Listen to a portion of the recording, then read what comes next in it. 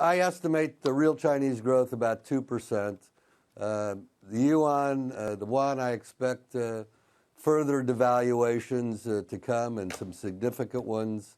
I think the Chinese market down 5.3% today. You'd normally think in the environment we've been in, Joe, that the U.S. markets would have bounced after last week. The fact that they're not bouncing, to me, says we have further weakness and a further downdraft in the U.S. equity market. Well, we'll see what happens by the end of the day, but, and I don't mean at the end of the day, I mean by the end of today, because I hate that expression, but down 5%, there's no way we were bouncing today with China down 5%. And that performance right there is probably, somewhat encouraging, just being up at all with China down another 5%. Can I ask you about, was that David Stockman? Because he's nuts. He comes on and I like him, and I see him all the time on some of the crappy TV that I watch.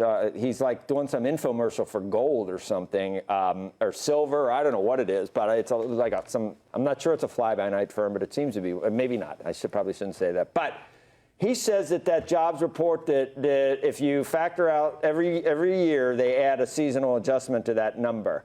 And this year, since it was so warm, there's no reason to think that those jobs were actually added, but they added them anyway. And if you take those out, only 11,000 jobs were added, not 292,000. You think there's anything to that? I read that and I said, well, I kind of wrote it off. But do you think there's anything to that?